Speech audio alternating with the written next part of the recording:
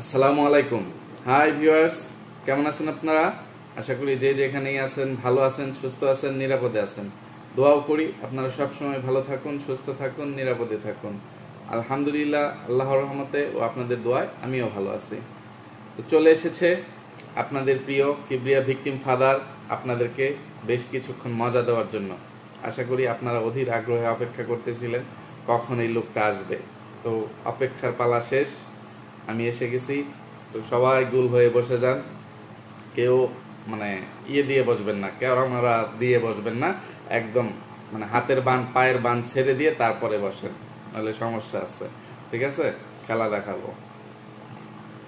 কি আজকে খেলা দেখবেন না? আচ্ছা ঠিক আছে, তাহলে গল্প শোনাবো, তাহলে চলবে। আচ্ছা ঠিক আছে, গল্প শোনাবো, আরো কত কিছু শিখাবো। শিখতে হবে না? শেখার কোনো শেষ নাই, মানে জানার কোনো বয়স নাই। কি জানা বলে, শেখার কোনো শেষ নাই, মাইর খাওয়ার কোনো বয়স নাই। এরকমই যে জানারও কোনো শেষ নাই। তো ওই রকমই আপনারা চা বানাইতে পারেন, শিখবেন? আচ্ছা ঠিক আছে, আমি শিখিয়ে দিচ্ছি। কোথায় গেলে শিখতে পারবেন সেটা আপনাদেরকে ঠিকানা দিয়ে দিচ্ছি। বিনা পয়সা, কিছু এমবি খরচ হবে, এই যা। এইটুকু যদি করতে না পারেন, এই অল্প একটু এমবি খরচ করতে না পারেন, তাহলে কিভাবে শিখবেন? শিখতে হলে দেশি কুত্তার চ্যানেলে যাইতে হবে, সেখানে গিয়ে চা বানানো দেখতে হবে, তারপরে শিখতে হবে। আপনারা তো চা বানাইতে পারেন না, চায়ের কালারই আসে না, তাই না? তো ওইখান থেকে ভালোভাবে দেখে নেবেন, তাহলে আপনারা পারফেক্ট চা বানাইতে পারবেন। এমনিতে রাস্তাঘাটে যেসব চায়ের দোকানে টি স্টলে চা বিক্রি করে, ওইগুলাতে গেলে কিচ্ছু শিখতে পারবেন না। ঠিক আছে? আর মানে কি বলবো, এই নোংরাগুলোকে নিয়ে, তাদেরকে নিয়ে বলতে বলতেও ক্লান্ত, এরপরেও বলা শেষ হয় না। আমি যদি আগামী 1 বছর পর্যন্ত আরো বলতে থাকি, আমার প্রতিদিনের মানে কন্টেন্ট শেষ হবে না। আমার নিজের ভিতরে তাদের নোংরামি, তারা যেগুলা করতেছে, এইগুলো আর 1 বছর পর্যন্ত জমতে থাকবে। কিন্তু অতীতে যেগুলো আমার ভিতরে মানে গচ্ছিত আছে, সঞ্চিত আছে, সেইগুলো যদি প্রতিদিন 15-20 মিনিট করে আপনাদের সামনে বলি, এখনো আরো 1-1.5 বছর বলতে পারবো। এরপরেও অতীতের গুলো আস্তে আস্তে বলবো। এখন আজকে তার একটা বলে দিই, যে মানে কি বলবো, গোপন রহস্য বা নোংরামির মানে গুমট ফাঁস। আচ্ছা দাঁড়ান, এখনই কিন্তু ওই ভিডিওতে দৌড় মেরেন না, ঠিক আছে? আগে আমার ভিডিও সম্পূর্ণ শেষ করে নেন, তারপরে ওই ভিডিওতে দৌড় দিয়েন, ঠিক আছে? তার আগে আপনাদেরকে একটু বলি যে আপনারা কি এইরকম চা খাইবেন কিনা, যে চাটা কিরকম হচ্ছে। তারা দেখবেন যে সব কিছুই তো শেয়ার করে, মানে কোনো নোংরামি বাদ রাখতেছে না, যে সব কিছু শেয়ার করে। তো চায়ের পাতি দেওয়ার সময় সেটা আপনাদের সাথে শেয়ার করলো না কেন? এটার আসল রহস্য কেউ মানে জানতে চাইলেন না, আমাকে জিজ্ঞেস করবেন না।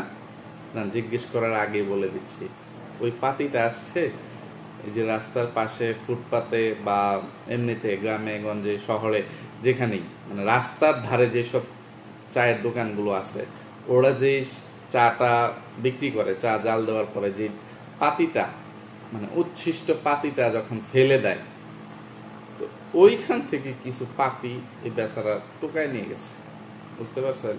তো ওই পাতিটার মধ্যে একটু একটু রস ছিল, মানে একটু যে কালার হবে, মানে চায়ের মতো লাগবে, একটা ফ্লেভার আসবে, সেটা কিছুটা ছিল।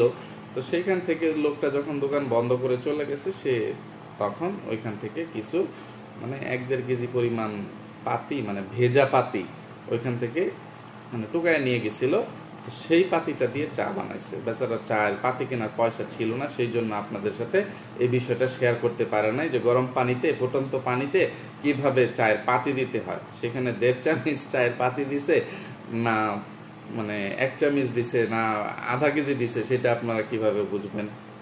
তো সেটাই হচ্ছে মানে গোপন রহস্য, আপনাদের সামনে ফাঁস করে দিলাম। আপনারা মনে কিছু নেবেন না যে এই লোকটা খালি গিবত করে, অপরকে ক্রিটিসাইজ করে। আমি কিন্তু ওই রকম লোক না, ঠিক আছে? আচ্ছা ওইসব বাদ দেন, এতক্ষণ যেই কথাগুলো বললাম এগুলো একটু ফান করলাম, মজা করলাম।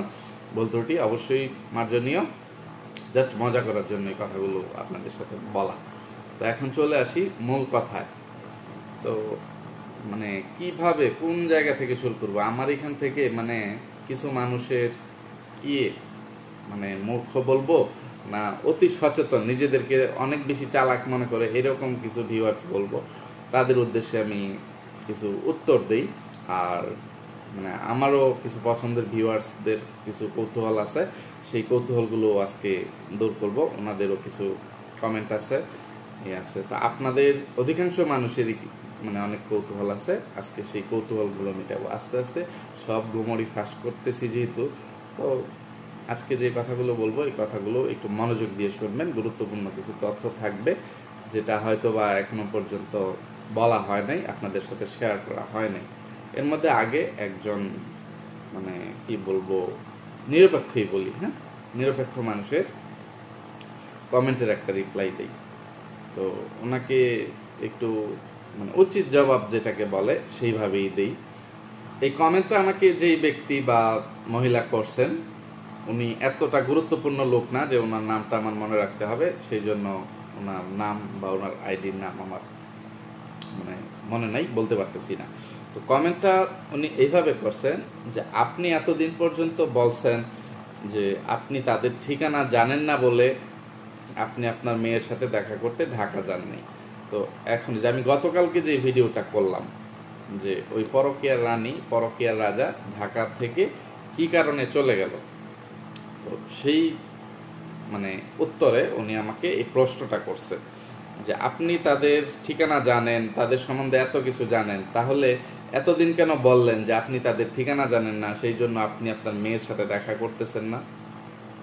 ভিউয়ার্স, আপনাদের কি আমি সেই উত্তরটা ইদানিং মানে রিসেন্টলি কিছুদিনের মধ্যে দিয়েছিলাম যে আমার কপালটা খারাপ, আমি তাদের ঠিকানাটা যখনই জোগাড় করছি যে আমি যাব এরকম একটা প্রিপারেশন নিছি, ওই মুহূর্তেই তারা ডিসিশন নিছে তারা বাড়িটা ছেড়ে দিবে, এমনকি তারা বাড়ি ছেড়ে চলেও গেছিল। মনে আছে? আপনারা যারা রেগুলার আমার ভিডিও দেখেন তারা অবশ্যই দেখছেন, কিন্তু এই কমেন্টটা যেই লোক করছেন বা যেই মহিলা করছেন উনি হয়তো বা আমার সেই ভিডিওটা দেখেন নাই, যেই কারণে উনি আমাকে এই কমেন্টটা করতে পারছেন। তো আপনাকে আমি মানে বলে দেই বা সাবধান করে দেই যে নেক্সট টাইম আমার ভুল ধরতে আইসেন না, ঠিক আছে? আপনার দাগে পাড়া পড়ে যাবে।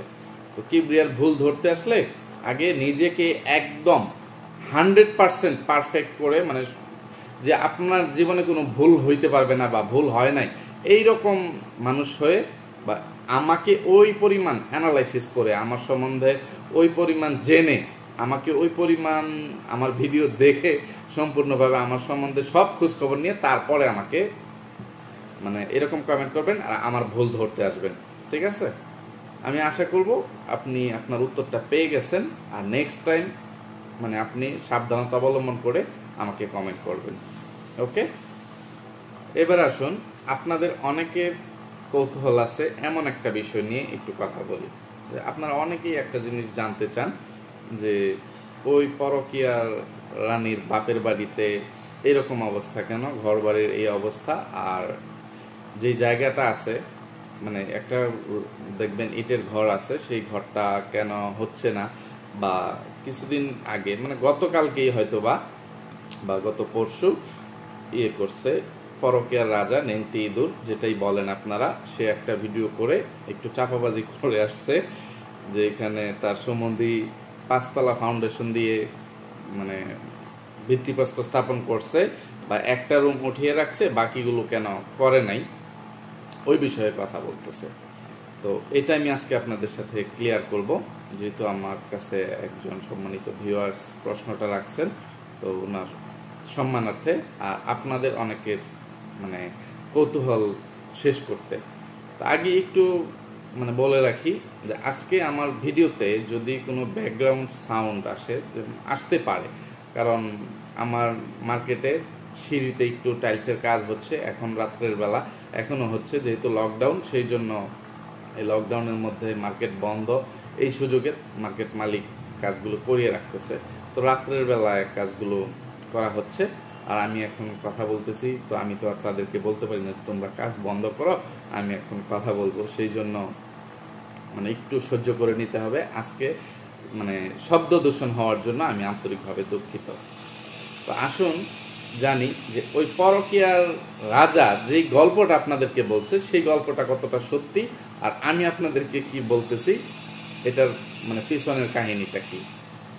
পরকীয়ার রাজা আপনাদেরকে বলছে, বা যারা পরকীয়ার রাজার চ্যানেলটা দেখছেন, ওই নেংটি ইঁদুরের ভিডিওটা দেখছেন, তারা এইটুকু জানতে পারছেন যে তাদের বাড়িটা, ওই পরকীয়ার রানীদের বাড়িটা আপনারা সবাই জানেন যে পদ্মা নদীর অনেকটা কাছাকাছি।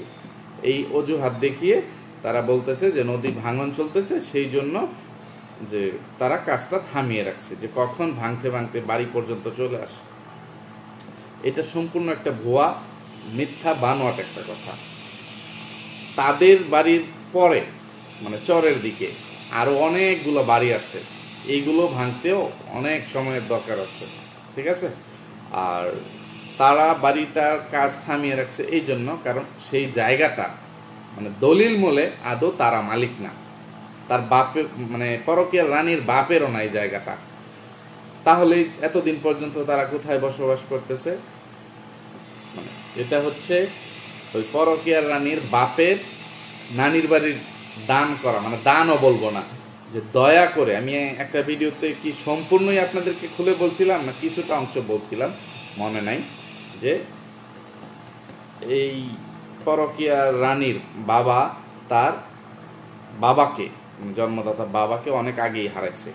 তার সবার ছোট ভাইটা যখন একদম ছোট তখন তার বাবা মারা গেছে। তো তারপর থেকে তাদের বাবার তেমন কোনো কিছু ছিল না, সেই জন্য বাবার বাড়ির কোনো সম্পত্তি বা ইয়েতে তাদের মানে নাই বললেই চলে। তো সেই জন্য এখন এই পরকীয়ার রানীর মাকে, মানে পরকীয়ার রানীর বাবার নানির বাড়ির মানুষজন নিজেদের কাছে নিয়ে আসছে, যে একটা বোন মানে বিধবা হয়ে গেছে, 4-5টা সন্তান আছে, এখন কি হবে। তো তারা মানে তখন ভাই বোন মা বাবা সবাই জীবিত ছিল, তো তাদের দয়া লাগছে, তারা মানে নিয়ে আসছে। তো আসার পরে তারা তাদের জায়গায় থাকতে দিছে, ওই পরকীয়ার রানীর নানা মানে তার জায়গায়, নিজের জায়গায় মেয়েকে থাকতে দিছে। তো পরবর্তীতে তার নানাও যখন মারা গেল, মানে থাকতে দিছে বলতে কিন্তু লিখে দেয় নাই যে তোরা আপাতত থাক, তোদের সন্তানাদি বড় হোক, তারপরে তারা যখন একটু নিজের পায়ে দাঁড়াইতে শিখবে, তারা নিজেদের একটা বাসস্থান, কর্মসংস্থান নিজেরা তৈরি করে নিবে, ওই উদ্দেশ্যে দয়া করে তাদেরকে থাকতে দিছে, একেবারে কিন্তু দলিল মূলে লিখে দেয় নাই। পরবর্তীতে তার নানা মারা যাওয়ার পরে, ওই পরকীয়ার রানীর নানা মারা যাওয়ার পরে তার মামারা ওই সম্পত্তিগুলোর মালিক হয়। তার পাশাপাশি ওই পরকীয়ার রানীর বাবার মা, যেটা পরকীয়ার রানীর দাদি, সেও কিন্তু সম্পত্তির কিছুটা অংশীদার হয়েছে। তো তাকে কিছুটা অংশ দেওয়া হয়েছিল, কিন্তু ওই পরকীয়ার রানীর দাদি, তার একটা চাচা জেলে ছিল আপনারা জানেন। তো ওইটাকে ছাড়ানোর মতো কেউ নাই, তারা তো কেউ দায়িত্ব নিচ্ছে না। তো তখন সন্তানের জন্য প্রত্যেকটা বাবা মায়েরই মানে কিছু না কিছু কম বেশি মায়া আছে। তো ওই পরকীয়ার রানীর দাদি সন্তানের জামিনের জন্য, জেল থেকে ছোটানোর জন্য ওই সম্পত্তির ভাগটুকু বিক্রি করে দেয় আবার মানে তার ভাইদের কাছে, পরকীয়ার রানীর দাদির ভাইদের কাছে। তো তারা ওই সম্পত্তিটা কিনে নেয়, দলিল মূল্যে কিনে নেয়। আর মানে যেইটুকু ওই পরকীয়ার রানীর দাদি পাইতো অল্প পরিমাণে, বোনরা তো জানেনি, ভাইদের চাইতে অর্ধেক পায়। আর ওইখানে তারা যেহেতু বাপ মারা যাওয়ার পরে একটু কম দিছিল না কিভাবে দিছিল সেটা তারাই জানে। তো ওই মানে পরকীয়ার রানীর চাচাকে ছোটানোর জন্য, জেল থেকে ছাড়ানোর জন্য কিছু টাকা নিয়ে ওই জায়গাটা বিক্রি করে দেয়। এখন তারা ওইখানে বসবাস করতেছে, মানে তাদের যাওয়ার কোনো স্থান নাই বা দরিদ্র ছিল। আপনারা তো নিজেরাই দেখতে পারতেছেন ওই পরকীয়ার রানীদের পরিবারের অবস্থাটা কি, বাড়ি ঘরের কি অবস্থা। তো মানে একরকম আশ্রয় দিছিল, সোজা কথা যেটা অনেক আগে, সেটা আরো 20-30 বছর আগের কথা। তো ওই সময় আশ্রয় দেওয়ার পর থেকে এখনো পর্যন্ত তারা ওই জমির দখলটা ছাড়তেছে না। আর এখন ওই পরকীয়ার রানীর বাবার নানির বাড়ি মানে মামারা সেই জায়গাটা ফেরত চাচ্ছে। যে তোমরা আমাদের জায়গাটা এখন ছেড়ে দাও, অনেক বছর তো থাকলা, তোমরা এবার আমাদের জায়গা ছাড়ো, তোমাদের ছেলেরা বিদেশ থাকে, মেয়েদেরকে বিয়ে দিয়ে দিছ, আমাদের জায়গাটা এবার আমাদেরকে দিয়ে দাও। কিন্তু তারা এখন দখল ছাড়তেছে না, কোনোভাবেই দখল ছাড়বে না। তো মানে তারা দখল মূলে ভোগ দখল করতেছে, আর দলিল মূলে ওই পরকীয়া রানীর মামা হচ্ছে এই সম্পত্তির মালিক। এই একটা মামলা মোকদ্দমা তাদের মধ্যে চলতেছে। অনেক ক্ষেত্রেই আপনারা জানেন যে দখল মূলে যারা এখানে ভোগ দখল করে তাদের শক্তিটা একটু বেশি থাকে, যে মানে কি বলবো, শক্তি বেশি এইটুকুই, ঘাওরামিটা বেশি থাকে, যে বিচার মানি তাল গাছ, আমার জমিন আমার না থাকুক, আমি থাকতাছি না, এটাই হচ্ছে মূল বিষয়। আর এখানে যেহেতু এখন ওই পরকীয়া রানীর মামাতো ভাইরা মানে মামলা করে দিছে, সেইখানে কোর্ট থেকে স্টে অর্ডার আসছে, এখানে আর কোনো কাজ করা যাবে না। তো যতদিন পর্যন্ত ওই মামলার কাজ নিষ্পত্তি না হবে ততদিন পর্যন্ত ওইখানে আর কোনো স্থাপনা হবে না। এটা হচ্ছে মূল কথা। আশা করি আমি আপনাদেরকে বুঝিয়ে বলতে পারছি। আর যদি আপনারা বুঝতে না পারেন তাহলে আর আমার কিছু করার নাই, এর চেয়ে ভালোভাবে মানে আমার বোঝানোর ক্ষমতা নেই। তো বুঝলে বুঝপাতা, না বুঝলে তেজপাতা, ঠিক আছে। এরপরেও এখানে কিছু ইয়ে থাকে যে দলিল মূলে যারা মালিক তাদেরই তো শক্তিটা বেশি থাকবার কথা। আমারও কথা এটাই, যে মানে আমার যুক্তিতে মানে এটাই মনে হয় যে যারা দলিল মূলে মালিক তাদের শক্তিটাই বেশি থাকবার কথা, আইন প্রশাসন তাদের পক্ষেই থাকার কথা। কিন্তু এখানে কিছু চামড়ার ব্যবসায়ী জড়িত আছে। যেখানে সেখানে যদি মানে চামড়ার ব্যবসায়ীরা নেমে যায়, যে একটা মানুষকে ফ্রিতে চামড়া দেয়, সেখানে মানে অনেক কিছুই হয়ে যায়। তো এইরকম একটু চামড়ার লেনদেন হয়ে গেছে এখানে। তো আপনারা বাকিটা বুঝে নেন, যে আকলের ইশারা ব্যাকলের ধাক্কা, ওই রকম সবকিছু বাংলায় বলা যায় না, ঠিক আছে, বললে চাকরি থাকবে না। এই জন্য সবকিছু ভেঙে বলতে পারলাম না। এটা ঝুলন্ত অবস্থায় আছে, মানে হ্যাঙ্গিং অবস্থায় চলতেছে। দেখা যাক কখন এটা শেষ হয়। তো এখানে এটা আমি আপনাদেরকে আগে বলতে চাইছিলাম বিষয়টা ভেঙে, কিন্তু পরিস্থিতির কারণে আমার বাকস্বাধীনতা মানে কেড়ে নেওয়ার কারণে আমি মাঝপথে থেমে গেছি। সেই জন্য অনেক গল্পই আপনাদের সাথে করা হয় নাই। ইনশাআল্লাহ সময় আসলে পরবর্তীতে কোনো এক সময় করব। এইরকম বাস্তুহারা কিছু মানুষের পক্ষ নিয়ে এক শ্রেণীর মানে কি বলবো, যে নির্বোধ বা অসচেতন, যে অশিক্ষিত মানে মানুষরা যে কিভাবে দালালি করতে আসে, চামচামি করতে আসে। আচ্ছা, একটা মানুষ দরিদ্র হওয়া, হত দরিদ্র হওয়া কোনো পাপের কিছু না, বা এটা কোনো অপরাধ না, কিন্তু দারিদ্রতার সুযোগ নিয়ে নোংরামি করে বেড়ানো এটা অবশ্যই মানে পাপের, বা এটা একটা অপরাধ। যে আপনি গরিব হয়েছেন বলে যে আপনাকে সব ধরনের খারাপ কাজ, পাপ কাজ করার মানে পারমিশন দিয়ে দেওয়া হয়েছে, আপনার জন্য মানে মাসালা বা ইয়ে দিয়ে দেওয়া হয়েছে, ফতুয়া জারি করা হয়েছে যে আপনার জন্য এটা জায়েজ, এরকম কোথায় লেখা আছে? তো এই সব করে ওই নোংরা পরিবারটা, ওই বাংলাদেশি ডাইনি, পরকীয়া রানী, তাদের ভাই বোন স্বামীরা সবাই মিলে যে নোংরামিগুলো করতেছে, এটা কি আদৌ ঠিক উচিত? আর তাদের এই সব কর্মকাণ্ডে যারা তাদেরকে সাপোর্ট দিতেছে তারা কতটা অপরাধী? আপনারা একবার চিন্তা করে মানে নিজের বিবেককে প্রশ্ন করে তারপরে আমাকে অবশ্যই উত্তরটা দিয়ে যাবেন। ইদানিং মানে বাংলাদেশি ডাইনির একটা ভিডিওতে একজন মানুষের একটা কমেন্ট দেখছি, খুব বড় মাপের একটা ভক্ত বলবো বা দালাল বলবো ওই ডাইনির। তো সেইখানে সে এইভাবে কমেন্ট করতেছে, আপু তোমার মতো একটা বড় বোন যদি আমার থাকতো, হায় রে আফসোস। সে আমাকে একটা গালি দিচ্ছে, মানে অনেকগুলো কমেন্ট করছে, সেখানে দেখলাম আমাকে একটা গালি দিচ্ছে, যে আমি মানে ভিডিও করতেছি, আমি কি কথা বলতেছি এটা সেটা আমাকে গালি দিয়ে কমেন্ট করতেছে। তারপরে আবার একটা কমেন্ট এরকম করছে যে তোমার মতো একটা বড় বোন যদি আমার থাকতো, হায় রে আফসোস। এইরকম বড় বোনের জন্য সে মানে আফসোস করতেছে। ধিক্কার জানায় আমি সেই মানে মানুষটাকে, তাকে অমানুষ বললাম না, মানে কি বলবো, যে এইরকম রুচিবোধ, এইরকম স্বপ্ন, এইরকম আশা কোন শ্রেণীর মানুষরা করতে পারে? তাদের ক্লাসটা কতটা নিচে, লো ক্লাস বা ক্লাসলেস হইলে এইরকম মানুষদেরকে মানে তারা বলতে পারে যে মানে আল্লাহর কাছে মানে ইয়ে করতে পারে। এইরকম নোংরা ক্যারেক্টারের মানুষদেরকে বড় বোনের আসনে বসাইতে পারে, বা মানে তারা সেই অভাবটা ফিল করে। একবার চিন্তা করুন, তাদের দালালদের, চামচাদের ক্লাসটা কোন মানে কোন নিচু শ্রেণীর, এটাই হচ্ছে আপনাদের কাছে আমার বলা। তো ওই নিচু শ্রেণীর দালাল চামচাদের দ্বারাই তারা আজকে এত লাফালাফি করতেছে, মানে এত নোংরামি করার সুযোগ পাচ্ছে, সাপোর্ট পাচ্ছে। কথা কি ঠিক না ভেজাল আছে? কারণ আমার ধারণা, আমার জানা মতে, আমার মানে ইয়েতে, যে কোনো ভদ্রলোক তাদের মতো নোংরা মানুষদেরকে সাপোর্ট করতে পারে না। যাদের ক্লাস এই পরকীয়ার রানী ডাইনিদের চাইতেও লো ক্লাস, ক্লাসলেস, কেবলমাত্র তারাই পারবে এই রকম একটা নোংরা ফ্যামিলিকে, নোংরা পরিবারকে সাপোর্ট করতে, তাদের তেল মারতে, তাদের হয়ে চামচামি করতে। আমি কি ঠিক বললাম না ভুল? আপনারাই অবশ্যই আমাকে কমেন্টের মাধ্যমে এটা জানিয়ে যাবেন।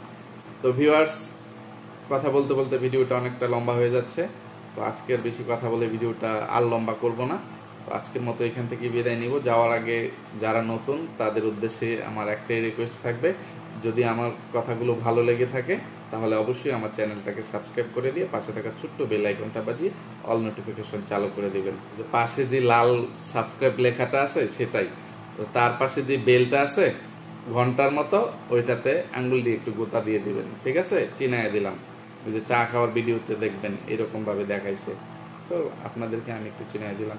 মাইন্ড করেন লিগা, মাইন্ড করলে সাইন করতে পারবেন না। তো ভিউয়ার্স, মজা করলাম, যাওয়ার বেলায় মনে কিছু নেবেন না। আমার ভুল ত্রুটি অবশ্যই মার্জনীয়। সবাই ক্ষমাসুন্দর দৃষ্টিতে দেখবেন। সবাই ভালো থাকবেন, সুস্থ থাকবেন, নিরাপদে থাকবেন। আমার জন্য, আমার দুইটা সোনামণির জন্য, আমার পরিবারের জন্য মন থেকে দোয়া করবেন। আল্লাহ হাফেজ, আসসালামু আলাইকুম।